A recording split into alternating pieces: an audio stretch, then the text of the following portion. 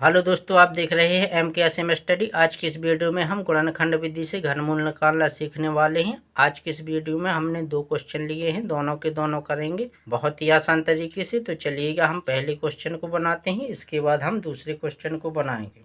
सबसे पहले हम किसी भी संख्या के अभाज्य गुणनखंड करते हैं, फिर इसके बाद उसको बनाते हैं। तो देखिएगा, अभाज्य गुणनखंड क्या होता है। अभाज्य गुणनखंड अभाज्य संख्याओं से जब हम विभाजित करते हैं तभी अभाज्य गुणनखंड निकल कर आती हैं।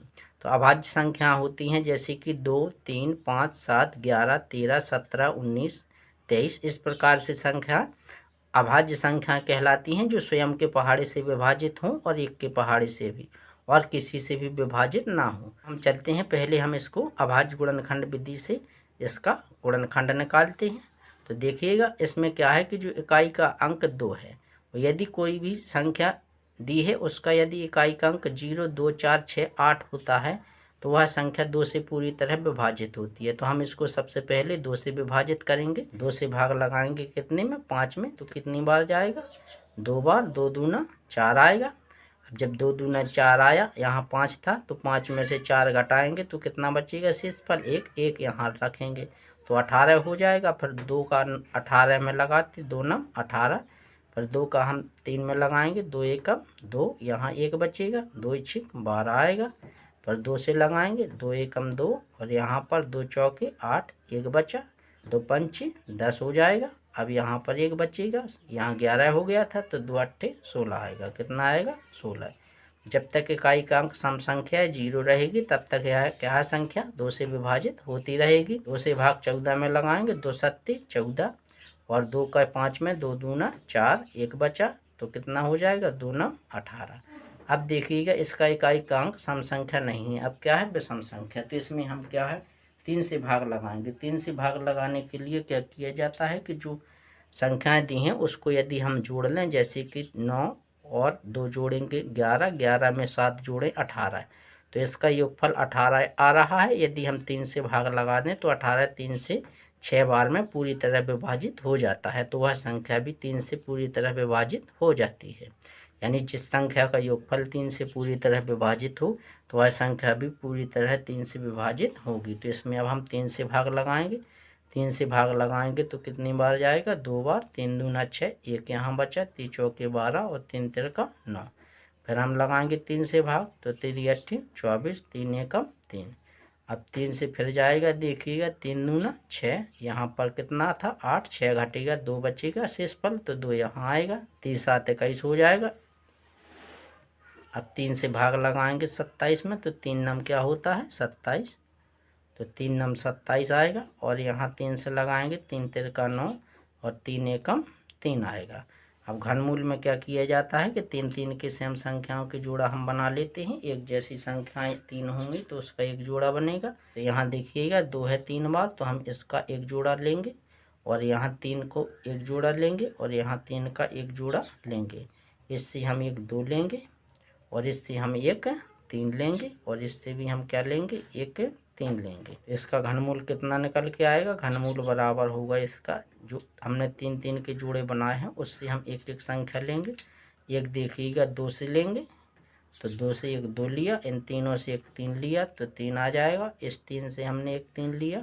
3 3 के जोड़ा घनमूल में बनाए जाते हैं और उनका परस्पर हम गुणा करते हैं। जब इसका गुणा करेंगे तो इसका आंसर कितना निकल के आएगा? देखिएगा 3 तिरका 9 और 9 दूना 18, तो इसका घनमूल निकल के आया 18। 5832 का जो घनमूल है वह कितना निकल के आया? 18 आया। चलिएगा, अब हम अगला सवाल बनाते हैं इसी प्रकार से। सबसे पहले हम इसका अभाज्य गुणनखंड करेंगे और इसके बाद इसको हम बनाएंगे। तो देखिएगा, सम संख्या है पीछे इकाई का अंक, तो इसको भी 2 से विभाजित करेंगे। तो 2 से हमने काटा, तो 2 का 13 में कितनी बार जाएगा भाग? 2 छिक 12, 6 बार गए। यहाँ 13 था, 12 घटाएंगे, 1 बचेगा, 1 यहाँ लगाएंगे शेषफल, तो 2 नम 18 हो जाएगा।